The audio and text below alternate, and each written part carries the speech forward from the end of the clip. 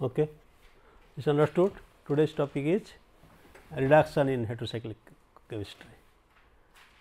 All of us know, and I do not have to reiterate that this topic is very vast, but in this class probably in the next class I will just try to summarize and highlight the use of the reducing agents in heterocyclic compounds. Okay, there are by now all of you know there are a large number of reducing agents known in the literature. I mean just to give an idea about the number of reducing agent in only one particular area, that is boron chemistry. There are more than 50 different reducing agents, starting with boron BH3. BH3 is the simplest one. Then if you put it in THF, that becomes one reagent, THF boron complex. If you put it in dimethyl sulfide, that becomes another complex. Then if you put boron, I mean morpholine, that becomes another reagent. So, likewise there are more than 30, 40 or maybe 50 different reagents. Then all of you know the catechol boron, then pinacol boron, then 9-BBN. So, like these then seg-butyl boron, all these things, then alpine boron. I mean I can tell you some of these names which are widely used. Then so likewise, so if you move from boron to metals, you will find plenty, almost all the metals are reducing agent at somewhere at some point. So, what I have tried to basically collate all the reducing agents under one umbrella in the heterocyclic chemistry, which are more often used or rather extensively used. Okay. And normally there by now there are 4 different kinds of reducing agents in organic chemistry. The first and foremost one, I think all of us know what is it. Hydrogen and metal. Hydrogen metal supported, metal and a support like palladium, then alumina, all these things, right. And then what could be the second category? What could be the second category? Second category could be metal and acid, right, metal acid. Third category could be metal, just simple metal in liquid ammonia, that is the Birch reduction. And the fourth one, metal and hydrides, metal hydrides. And the fifth one metal salts, that is it. So, of you I mean then of course, the sixth one, I mean one can say sixth one is, what is it? Electron reduction. Okay, electron reductions also is quite useful. So, I mean, but we will ignore this because in heterocyclic chemistry the sixth one is not often used. And why do you study all these things? There are 2 reasons, or there are 3 reasons I should say. 2 reasons: that you can do a little bit of functional group manipulations. Third, you can make use of the reduction process to make useful compounds, and third one could be used in the total synthesis or industrial processes. Okay. That means just to briefly introduce the use of, or let us say reduction in heterocyclic compounds, and how would you make this alpha beta unsaturated ketones? Apparently it looks very trivial, right, because from the very school life you have been studying that this is a process, there is a process called aldol condensation, one can do it, but other than aldol condensation, can you think of any other thing? Okay. I can give you a hint. It comes from a heterocycle. Okay. So, the heterocycle could be in fact heterocycle could be, let us say I have to give a try. This is a double bond, just an olefin. That means, you can start from an olefin, and then there is a compound, either whether you know or not, this sort of compound. This is cyanide oxide. That means, it is a CH3 here, and then you have a triple bond, nitrogen plus, oxygen minus. I think I told you before, it has a name called nickname. What is the nickname? What is the nickname? Quick. Nitrile oxide. So, nitrile oxide cycloaddition is a very useful process actually. This is, and this can be easily obtained from the compounds often we discard in organic chemistry laboratory, oximes. This, if you have aldehyde and then hydroxylamine, you get the corresponding oxime. If you oxidize that with, let us say, sodium hypochlorite, it would produce this nitrile oxide. And then if you react this, and as you can see from this olefin, there is a polarization in this directions and then this. So, eventually it will give you what will give you, you can see it is a process, it is a cycloaddition process. So, also all of you know this process is known as 3+2 cycloaddition reactions. I think probably either in the next class or class after next, we will be talking about the cycloaddition reactions in heterocyclic compounds. This is pretty useful one, very simple, neat and clean. Just mix them and the reaction, and often they are regius selective and also stereo selective often. Okay. Now, you want to make use of this compound. What do you do? Let me see what you can do. You can just, if you think of a selective reduction. When I say selective reductions, means just one of the particular bonds would be reduced, neither this carbon oxygen nor this carbon double bonded oxygen, only the bond that is pretty weak bond, that oxygen nitrogen bond. How do you do so?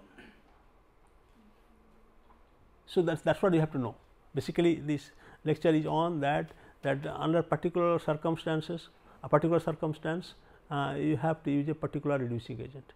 Unless and until you know, then it is you have to just look around all these possible heterocyclic reducing agents. In this case, there are many, quite a few reagents are known in this, but if simple the simple one, I do not remember, it could be either palladium or palladium, nickel or platinum, whichever one of them would be reducing this compound to corresponding imine and then hydroxy, right. And sorry, it should be I think this NH2 and H2. Sorry, it should be double bond NH, sorry, double bond NH. Now, if you see, so then if you just hydrolyze, what you will see, what you will get? You will get the one we started with. This is basically as an alternative. There are many uses of this nitrile oxide cycloaddition. What I am trying to say, this is just an introductory slides, slide where you see an heterocycle can be used for synthesizing so called typical aldol type of products and using without using a base, without using an acid to produce this aldol. So, as you have seen already that there are some reagents, there are 5 different kinds of the reducing agents. Let us look at the one often used in heterocyclic chemistry, that is basically the zinc HCl. And now we start with a bicyclic heterocyclic system, which is nothing but the indole. Now, let us see. What can you do if you react with zinc and HCl, and what is our okay. Between the two, one of these ring would be reduced. Now, you have to make a guess, intelligent guess of course, which one would be produced, which one would be reduced. Any idea? Right, the compound is itself is a heterocycle, pyrrole ring. Pyrrole ring, and what is the justification? Higher resonance energy. very good. So, I think so that means the product would be this. So, benzene has higher resonance energy. So, that means loss of resonance energy during the process is less if the pyrrole ring is hydrogenated. So, and this is also true if you have an isolated case. For example, if you have an isolated case like dimethyl pyrrole. So, you do this same reaction, and in this case of course, the chances are, that means many, but the one that is produced by the way is a partially hydrogenated. It is a 3 pyrrolidine, 3 pyrroline is produced, and then again you have the probability of if this is cis, then of course, there are also probability that it can produce the trans one. So, it is a mixture of you get the mixture of the cis and trans. Normally, you get the trans of course, in more, but in sort of reduction contrary to the hydrogenation. So, you will see a lot of. Okay. Similarly, I mean I can go on giving you example. The let us say if you have a hydroaromatic systems, means part of it is aromatic, other is not, and then if you do again the same kind of reactions, I think by now you should be able to predict what is the product, that if you have a individual pyrrole ring. So, it is it gives pyrrole pyrroline, and then you have a 6 member ring system. That is it. This is a combination of the reduction as well as the so called Clemmensen reaction, that carbonyl is getting reduced to the the CH2 groups. And then probably you are not familiar with some of the things like there are other metals other than zinc. What are the other possible metal normally used in tin? Tin is also used, but heterocyclic chemistry tin I have not come across, because there is a serious problem in tin, actually removal of tin compounds. Most of them most of the time they are insoluble in organic solvent, number 1. Number 2, I mean if you try to remove that by acidification etc., you get a lot of frothing, lot of insoluble materials. So, tin I have not come across, I mean, but the one that is now user friendly is indium. I do not know whether you know or not, indium is a nice metal, indium, just indium metal. It is somewhat more stable than aluminum, but also you can use a lot of controlled reduction kind of things. And one of the reduction that has been worked out with indium, let us say you have quinoxazoline, let us say quinoxazoline, and then if you have indium, you do not have to use a very strong acid, just a weak acid, that is ammonium chloride, that would give you the as you can see here the heterocyclic part, that means this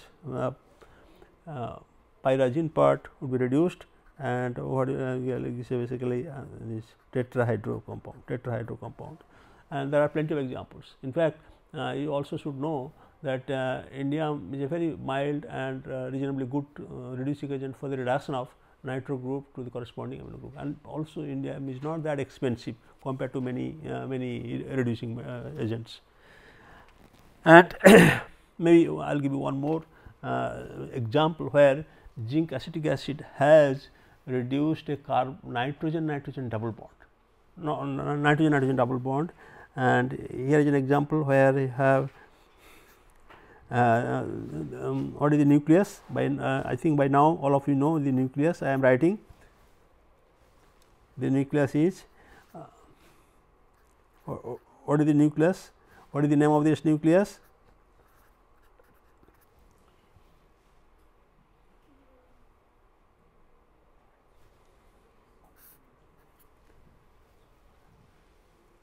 Pyridazine. 1 and 2 nitrogen is pyridazine. So, if you but in this case zinc and acetic acid is the reducing agent. So, it is somewhat mild, but quite interestingly this would give you something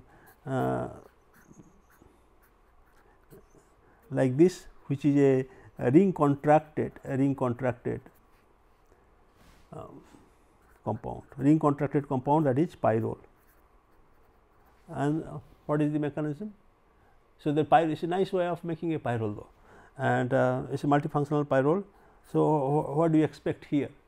The expectation is that as if this nitrogen nitrogen double bond is reduced now. I mean this is oversimplification, but you can remember in this way that this reaction has been used in many occasions. Then you have these esters here, and then you can guess. So, what could be the I mean you can either use this one or this nitrogen, simply in the presence of acetic acid the ammonia comes out. And what you get is this product, that is it. Okay. And then this compound has been just quickly just review little bit of the pyrrole chemistry here, and if you treat with lithium hydroxide, in the last class I talked about that one of the ester groups should be hydrolyzed, and selectively one these pyrrole groups remains intact, O methoxy remains intact, and because of this lone pair effect of this oxygen, this ester is not hydrolyzed. So, this should remain intact, and then this one would be hydrolyzed to carboxylic acid. That is not the point. This is just an exercise of selective reactivity of the two ester groups, but what I am trying to tell you that this sort of compound undergoes peculiar reactions, unlike normal aromatic compounds. If you react with sodium, iodine, iodide and iodine, it gives a diiodo compound. I think by now you should be able to work out what diiodo compounds we see, and normally if you want to do the iodination of benzene, just simple iodine is not enough, or even put iron, that is not enough. What you have to do? Right, oxidizing agent. But in this case pyrrole is analogous in reactivity to anilines. So, under the and so with iodine it can give a product which is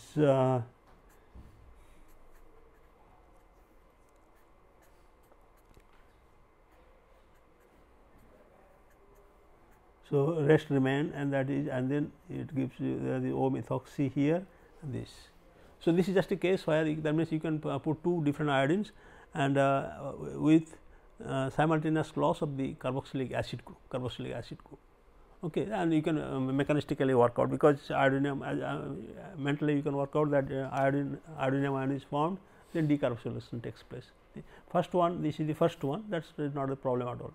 Second one, iodination takes place here, and then decarboxylation is the driving force that gives you the this one. Okay. And then there are quickly the next one is, let us say, hydrogen and metal system, and this is widely used. I think chemistry, organic chemistry, reducing agent means the hydrogen and metal. Now, metals could be, all of us know by now, metal could be, the first choice is normally palladium is apportate, then second popular metal is platinum, third platinum oxide, because that is readily available, it gets in situ, gets converted into the platinum metal, and then what else? Nickel, fine. Nickel sometimes alone is enough, Rani nickel, there is a that is called, it is Rani nickel, right, Rani nickel, and then one more ruthenium hydride I have not seen, but rhodium is often, especially in industry, rhodium is somewhat cheaper and plus useful, quite useful. Okay. So, this is Rani nickel. Now, in heterocyclic chemistry also all of these are pretty useful, but the trend is little different. For example, if you want to reduce the pyrrole itself by hydrogenation, it is tough, you have to have very high temperature, high pressure, all these things.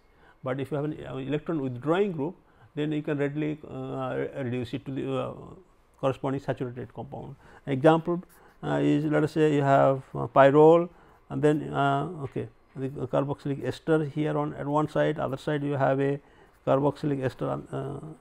Then if you subject it to hydrogenation, the example I have here with the rhodium, and then acetic acid, and as usual this should undergo reduction to the full saturated heterocycle, that is pyrrolidine derivative, and then corresponding ester. Mind it, the carbon nitrogen bond is not being broken, the ester group is the ester groups are remaining intact. Okay, there is no problem at all. And if you recall the guideline I gave you, that is a very useful guideline. If you have a polar bond, try to use the hydrides etc., polar reagent. If you have a non-polar, carbon-carbon double bond, you try to use hydrogen and all these things, this system especially. Okay. And because the reactions are heterogeneous, so they are often stereoselective, and then it gives you the cis 1. And then the next one basically exemplify the similar trend. Here you have the Bock, again a pyrrole, then and see here is a carbonyl, right, it is a carbonyl and an aromatic ring system, and this. Now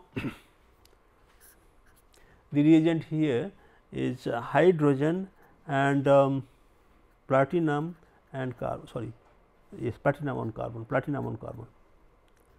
So what do you expect? So many groups are there, and especially when a group is, let us say is the leaving group is there ortho or para to the carbonyl, they are also likely to be knocked off during the hydrogenations. Okay. Like in this case you have a methoxy here, that is likelihood. You have a carbonyl and you have also amide carbonyl, and then you have the aromatic ring here. What did I say? That if pyrrole is attached to an electron withdrawing group, there is a possibility that the pyrrole ring would be hydrogenated, and the carbonyl is not getting hydrogenated. So the answer obviously I don't have, I will not write the full structure, you can just write the only part that the changes are taking place is this one, that is it. Okay. That means the pyrrole ring is hydrogenated and the rest of the things remains as it is. Fine. So, we have known. Okay. Let us look at the traditional reduction. Let us say if you want to reduce this quinoline, and you have two different things, benzene ring and this thing, that thing, fine. And the condition, let us say here is hydrogen and nickel and little temperature. So, what would we expect? Which one is susceptible to hydrogenation? Between the two, benzene and the corresponding this pyridine part, because again this aromaticity, the loss of aromaticity is not more here. If you reduce the benzene ring, the aromaticity loss would be more. Okay. So, that means the product is here is tetrahydroquinoline 1 2 3 4 tetrahydroquinoline. Now, I just many of you probably know that hydrogenation can also be carried out in the presence of an acid or a base like triethylamine or other base, or even as trifluoroacetic acid HCl or okay. In this example I give you a conditions where you have hydrogen, platinum and HCl. So, what do you expect? HCl is there, and all of us know the proton transfer reaction is very fast reaction. So, it will immediately pick up or it will be it will not protonate the nitrogen, fine. Now, the hydrogenation would be taking place. So, that means quinoline ring becomes further electron deficient, right. So, what is your prediction? If considering the electron deficiency of the pyridine part, then that should have been reduced, but you have to go back a little bit. As I said, but polarity increases, polarity of the bonds of the pyridine part increases. That means, the immediate intermediate is the protonated one, right. this protonated one. Now, this carbon double bonded nitrogen is now more polar, consequently its conjugation with the other. So, all these bonds are quite highly polar. So, the reduction product that would be expected now, or rather in fact which formed, is this one. Okay, so, that means just by using acid you can divert the reactions in a different direction, and this is quite in fact this is also very true, let us say very true for the isocolonyl case. Isocolonyl case also the conditions are quite similar. Let us say I give you a condition where hydrogen, platinum and acetic acid, fine. So, what do you expect? I have given you enough of background on the top. Now, this is a isoquinoline case. So, the quinoline pyridine part would be reduced, or the benzene ring would be reduced. You can find the analogy on the top. It should be the benzene ring, right? But the answer says it is answer says it is this one. Tell me why. You know the reason. Acetic acid is not that a strong acid to protonate to the nitrogen. Okay. So, if you now protonate with a stronger acid, let us say hydrogen and platinum and then HCl, then of course, the answer would be otherwise. Okay. So, I mean this is just a nice trick actually to switch over. Now, let us look at a case here, little different. Now, we have two different we have two different kinds of the heterocycles. It is a pyridine and this is quaternized, this benzyl group, and then you have OH group. It is a nice example though, nice example. The condition is here hydrogen and platinum oxide, which is known as Adam's catalyst, right. Adam was Adam catalyst, and then trifluoroacetic acid and methanol, let us say. So, what do you expect? Let us say this is a pyridinium ring and a pyridine ring.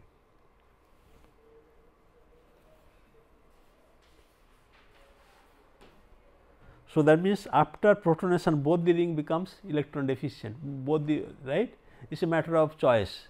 Now, that means if you protonate this nitrogen lone pair here, that means both becomes the pyridinium, but since you have plenty of trifluoroacetic acid, it can also say that the almost 100% pyridinium ion is formed, and since it is an alkyl group up here, the benzyl, there is a likelihood that the this character of ionic character on the right hand side ring is slightly less, and in fact, in in real life the other ring this remains as it is, and this pyridinium with benzyl group is reduced, and as usual the substituents become cis and substituent becomes cis. Okay. Just maybe one more example. One more example could be, let us say in this case this is a competition between a benzene ring and a furan ring, let us say benzene ring, furan ring, and you have a furfural, and then you have all kinds of methoxy here and there, methoxy and the methoxy. The reaction condition is hydrogen, and the other catalyst is Raney nickel. By now, you know, I guess how is Raney nickel made? Quickly, it is made from an alloy of aluminum and nickel. Aluminum reacts with sodium hydroxide, get hydrogen, and then it absorbs. Now, I mean, now I think we have enough of examples of these applications of hydrogen in reduction. So, that means you have to keep it in mind whether the that means polarized bond and aromaticity. These are the two important guidelines. Okay. Whether the bond is getting polarized or the bond is, or the loss of aromaticity is less in the case of the hydrogenation.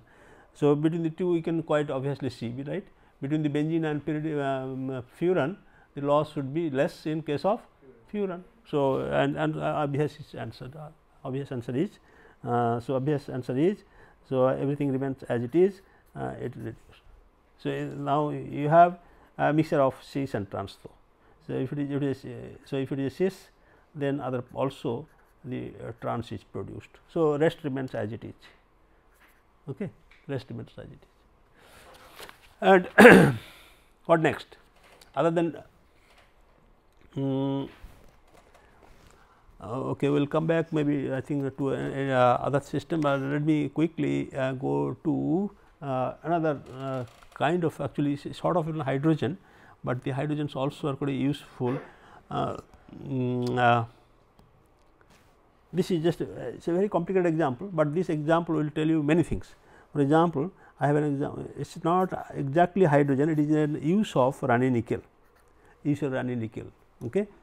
So, Raney nickel means it is a nickel and on the top hydrogen is adsorbed on the surface of the metal, and you have now pyridine,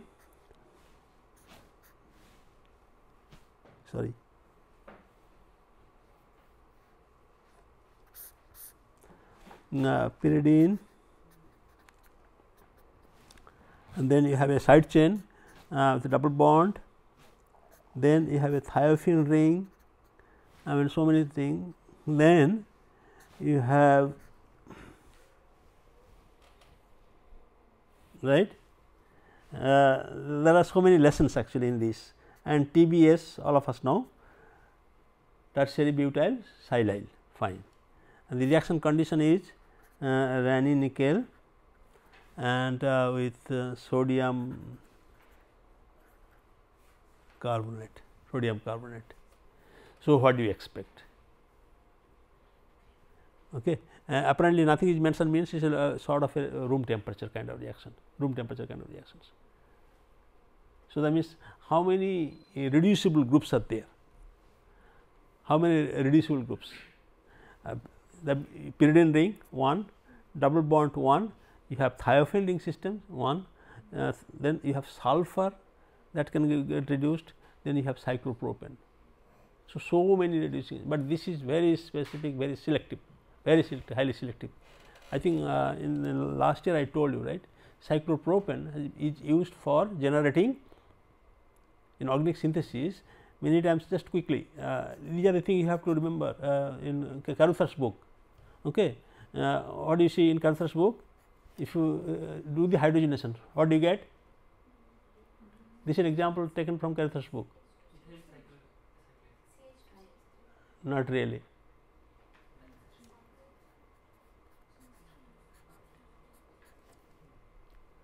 Gem dimethyl group, which is a typical structural feature of all the terpenoids, So, that means that cyclopropane, and from BSc you have been learning, right, cyclopropane behaves like a double bond.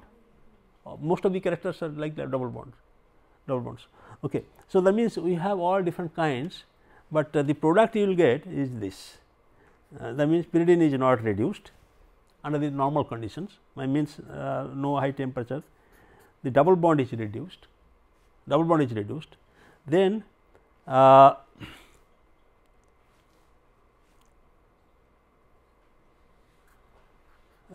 thiophene double bond is reduced, both the thiophene double bond is reduced, then this remains as it is TBS, and the cyclopropane remains as it is.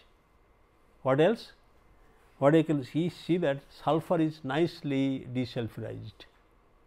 This is the beauty. The Raney nickel is so specific, it can desulfurize. What does it mean? That thiophene nucleus can be utilized to form a aliphatic chain. That is it, and that reduction is very facile reduction. And then of course, a little chemistry, not heterocyclic though. If you almost like room temperature, very quick, We do in our lab also we often do, no, I mean no more than 100 degree centigrade. I mean we did it before a long time in 1994, we just removed S hydrogen and sulfur from an aromatic ring also, Me3. And then this is little chemistry beyond heterocycle, tetrabutyl ammonium fluoride, all of us know what is the product, okay. Decellulation, then you treat this with zinc bromide. Any guess? Any guess what should be the product? That alkene. Okay, so then OH is produced, basically OH is produced. What next? Actually homoallylic bromide is produced. Homoallylic bromide is produced. Zinc bromide attacks the cyclopropane and this baby comes out. So, what you will get? You will get this. This is allylic, this is homoallylic.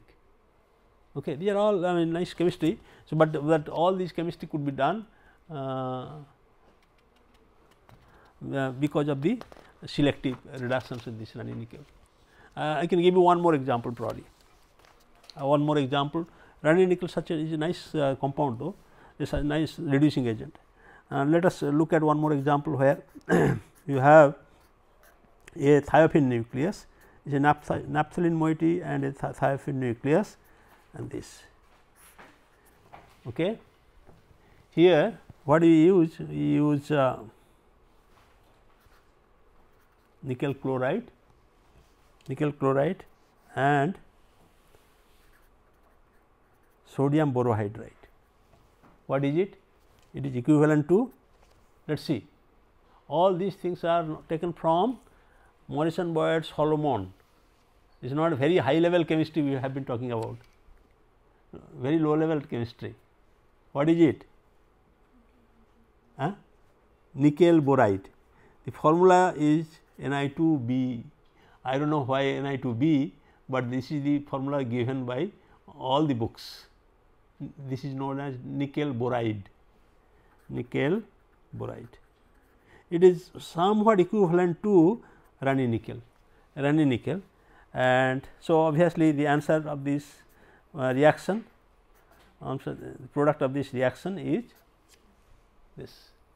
So, ethyl benzene. So, nice reaction. I have more examples if the time permits, we will talk about it. Next, let me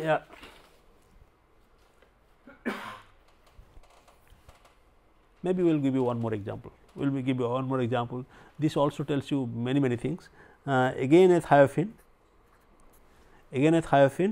and then you have the carbamate side chain, again a carbamate side chain, then you have a side chain up here with a carboxylic acid. Do not worry about the number of the carbons of the chain. Now, the reaction condition is hydrogen and palladium carbon, and the solvent is acetic acid, and the whatever the reaction product is excellent yield, 95%. So, what do you expect? This is basically this is our job. We have to gather some knowledge, you have to extrapolate some knowledge, and you have to predict something. So, we have so many reducible groups. You have a carbonyl up here, you have a carbonyl up here, you have a carbon sulfur bond, you have a carbon double bond nitrogen, you have a carboxylic acid. So, all of us know hydrogen is not suited for the functional group transformations like carboxylic acid, amides, etc., and possibly double bond and this thing. And many of you already know that this palladium often gets poisoned by sulfur, quinoline, etc. So, you have a sulfur here, that means sulfur is not knocked by the palladium catalysts, but it can assist the hydrogenation. That is the difference. Ranitidine nickel can knock off the sulfur, but this one, that means the product that would be formed here is this, and so so all the hydrogens are cis now, added hydrogens are cis, and the rest remaining as it is. So, when I write bracket means the rest of the things are as it is. Okay. So, sulfur is not knocked out because of, by use of palladium. Okay. What next? Next is very important. Next, what next? Birch reduction. Birch reductions you have learned. It is a very useful reaction. Very useful reactions. In fact, for a long time this reaction was not used in heterocyclic chemistry. Very few scientists actually made use of this. One of the person who used is, I think I will tell you the name, don't know how, from Cambridge. He is still using this reaction. Heterocyclic chemistry, it was not that prevalent, and but all of us know. Let us begin with the simple one, or one of the latest examples of Birch reductions of the heterocyclic molecules. A pyridine nucleus with the carbonyl up here, then 4, 5, 6, 7 membered ring, and then you have a 5 membered ring. So, you can see that you have a pyridine nucleus, and then there is on the middle you have, what is the name of this nucleus? By now you should be able to know. The middle ring should be named as, quick. The middle ring, what should be named? Oxazepinone. 7 membered ring, oxazepinone. Okay. The metals in by Birch reduction, normally Birch reduction metal sodium or lithium, and very occasionally people have used calcium. I mean, Banks-Etker at Purdue University used that. Let us see, so lithium, sodium and liquid ammonia. Liquid ammonia is a solvent, of course, and then what do you use? Allyl bromide. I think all of us know the reason. What is the basic background? The basic background is that if you have a benzene, Birch reduction is a process. It is a dearomatization process. That means the double bond should. That means what you will get? You will get this one, cyclohexane 1,4-diene. Cyclohexane 1,4-diene, right? 1, 2, 3, 4. Cyclohexane 1,4-diene. Okay, this is deconjugate process. In fact, very recently one paper has come out in the Orglate. They have done sort of a Diels-Alder kind of reactions, the diene and a triple bond, and in the presence of an organometallics, they have produced this 1,4-diene system. Any case, but if you know the mechanism, this is single electron transfer, it goes through radical anion, then eventually it goes to anion. And then the reactions also is coincide with tertiary butanol, then the proton is abstracted. So, the product is formed. So, this you have to mind. And what is the driving force for the reactions? The carbon anion stability. So, if you know this basic mechanism, then you should be able to predict what is the intermediate. The intermediate should be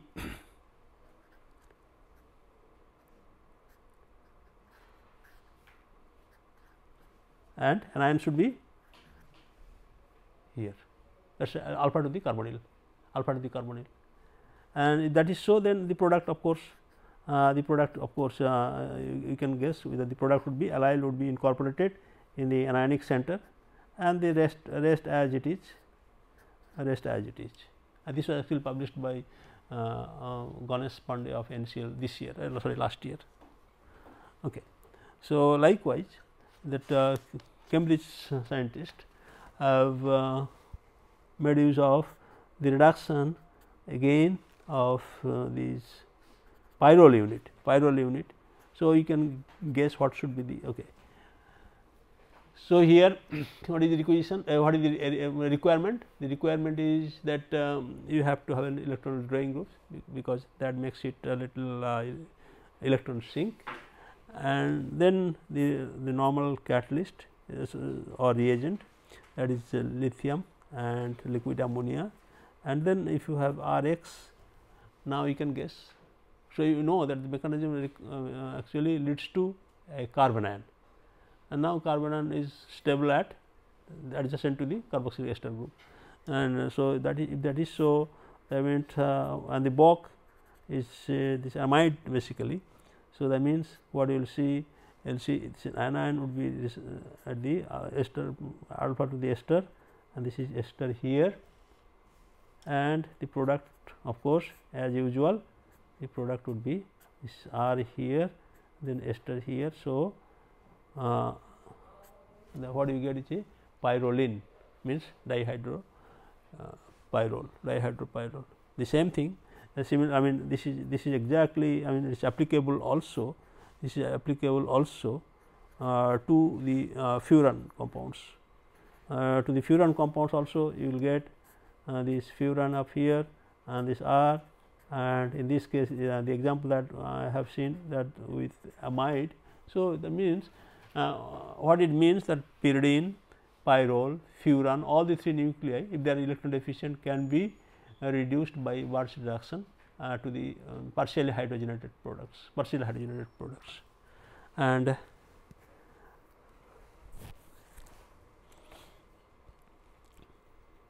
I have one more example, probably I think I will come back a little later maybe.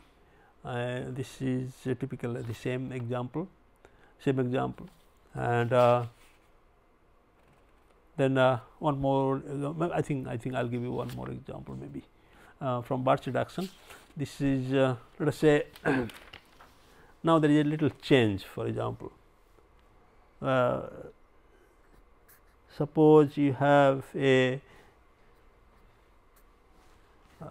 substrate where ester is at 3 position, and then you have a protecting group called ADCO. So, ADOC. Now, we do the Birch reduction, and then and RX. Okay, what? Right. AD means AD stands for actually adamantyl and adamantyl oxycarbonyl. So, now the question is the product, whether the Birch reduction intermediate would be like this or what?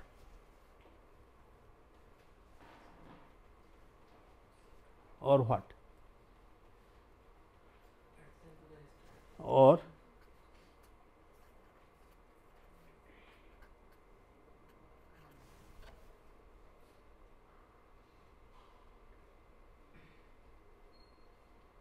well, truly speaking, I mean this is not de-aromatized. I mean this can be equivalent to somewhat de-aromatized. Not only that, it is alpha to the ester group, So, in this case, this is a special case, in this case this one is formed, and then of course, when you have RX. So, this nitrogen is not alkylated because you have this amide group here, adoc means amide group. So, you have this ester group here, and the R is attached to the alpha to the. What is the reason? Reason is only that ester is getting stabilized with the the carbanion is stabilized by the ester. De-aromatized, see in this case it is not de-aromatized, it can undergo further reaction. That means, had the reaction taken place, however this is conjugated to the ester group. For example, many of you know, if you want to reduce this to the saturated one, the quickest way is to, or the very convincing way is to use lithium and liquid ammonia, because its Birch reduction is not only used for the de-aromatization of the aromatic systems, you can also, that is why Birch reduction is defined as deconjugation. This conjugation is broken.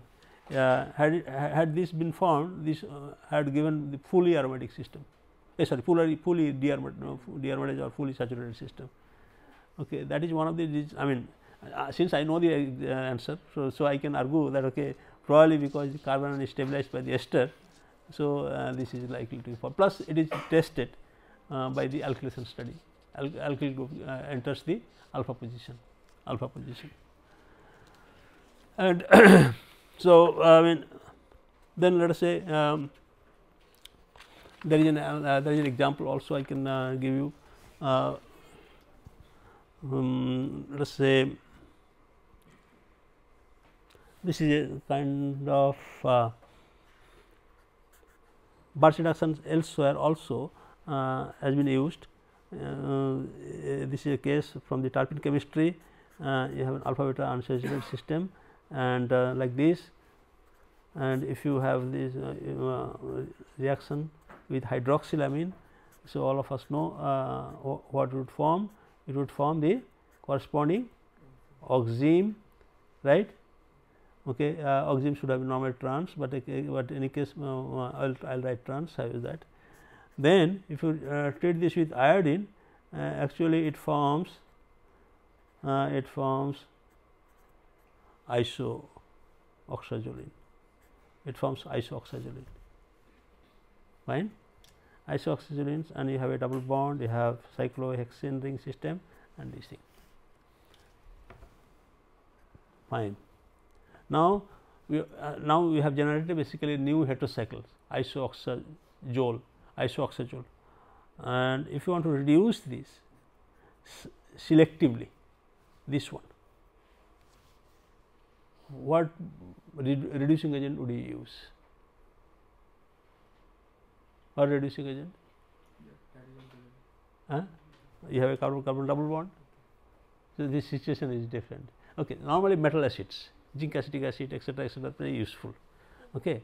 But but in this case sodium and liquid ammonia has been used. So, what you will find, that means this one is selectively reduced and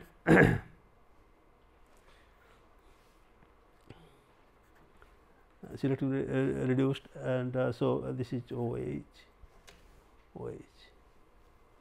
Then what?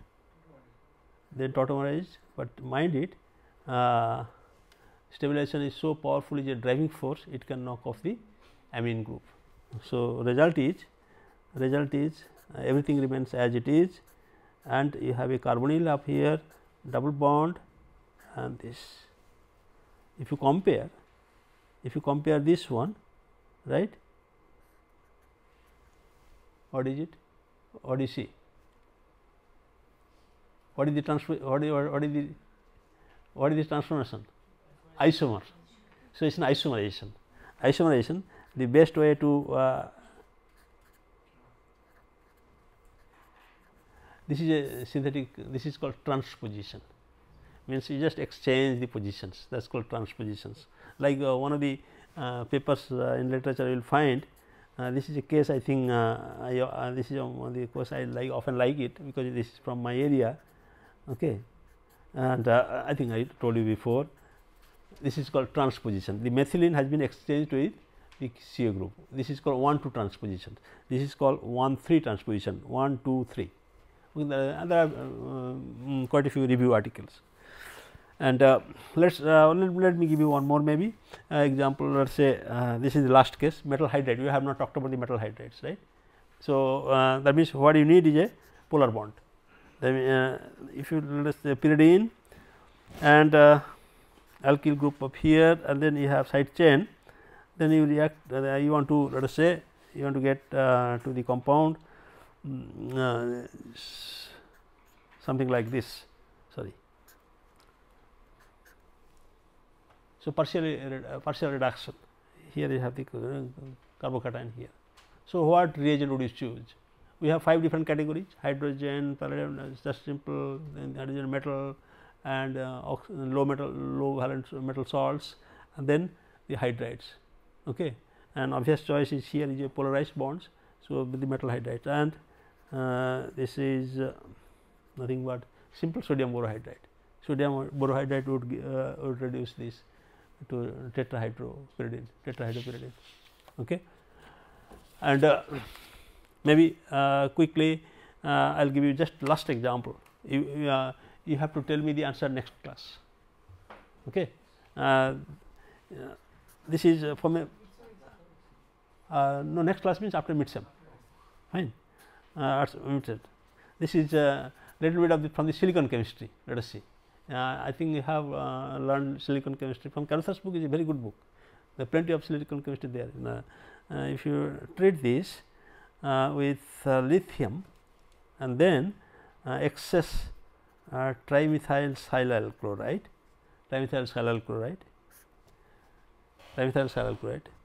then you give maybe some fluoride is possibly some fluoride, possibly I do not know, assume that there is a fluoride and furfural, and furfural is the electrophile, fine. This is one example, this is one homework, it is not included in the exam though. So, you suggest a suitable product that will comply with this reaction set. Maybe I will give you one more. Okay. I think this one we can do it now. Let us say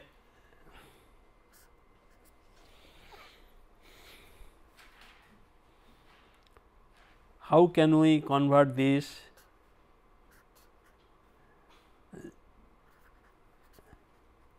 to this.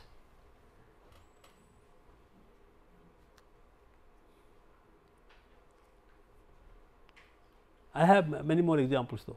Because it is a versed course. Okay. Basically, what I said, there are 5 different kinds of the reagents.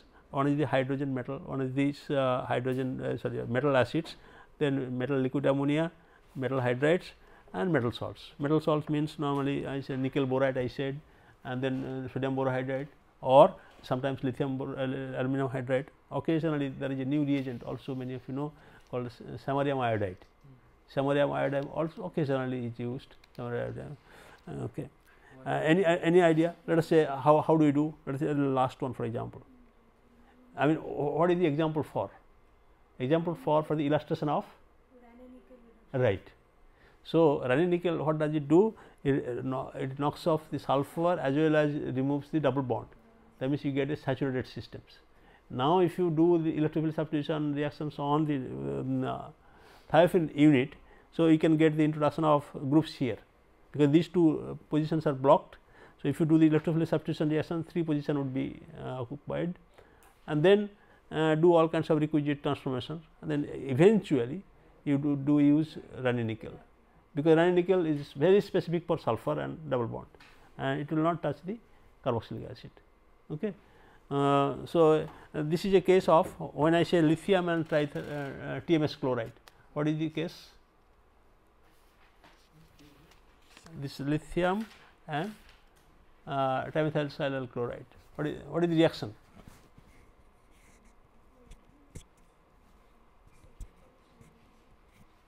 Okay, it is again a Birch reaction case, but okay, I will give you the hint. I think then that would be useful. Actually, all of us know Birch reaction goes through anion, but in this case 2 silicons are incorporated. This is the intermediate. How is that? Okay, disilylated dihydropyridine. So, now suggest what is the next product. It is a combination of 2 different reactions. Okay. So, but